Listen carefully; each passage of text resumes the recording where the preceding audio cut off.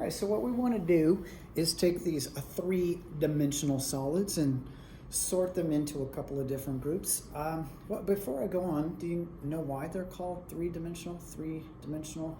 It's because they have, well, 3 dimensions. And those 3 dimensions would be, it has a length, it has a width, and then it has a height. Anything that's 2-dimensional only has 2 of those things, like maybe a length and a width, and that's it. Okay.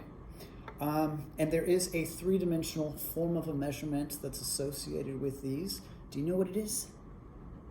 That's right, it's volume. Okay, so let's sort these things into some different categories here. And what if I did all these over here? Oh, maybe this one. All right, take a look at how I have sorted these.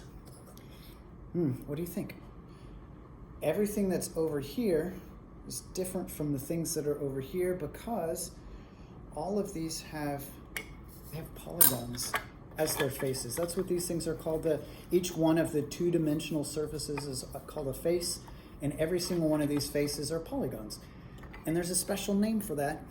They're called a polyhedron. That's singular, and then plural is polyhedra, polyhedron, and polyhedra, okay? And then all of these have curves on them, right? We've got curved surfaces on each and every single one of these things, and they're not polyhedra. There's no polygons associated with these at all. They have a different name. They're called solids of revolution, and we'll see why that is and what that's all about in another part of this lesson. Okay, so that's one way to sort each one of these. Now, I'm gonna get these solids of revolution, the curved ones, out of the way, and now let's look at, hey, my sphere is rolling away. Let's sort the ones that are remaining here into 2 categories here. So I can sort it like this, and then like these 2. Go away. All right, now I have 2 other categories of my polyhedrons, polyhedra, and that is the difference between having only 1 base and having 2 bases.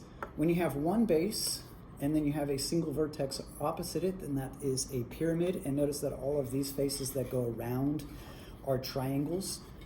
The lateral surfaces are triangles, okay? And then this one is called a prism, where you have 2 bases which are parallel to each other, and then you can see that all of these lateral faces are rectangles. They don't have to be rectangles.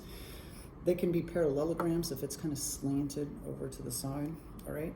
And another thing is the segments, like all of these things, these are called edges. We got faces, we have edges, we got prisms, we have pyramids, and then we have some solids of revolution.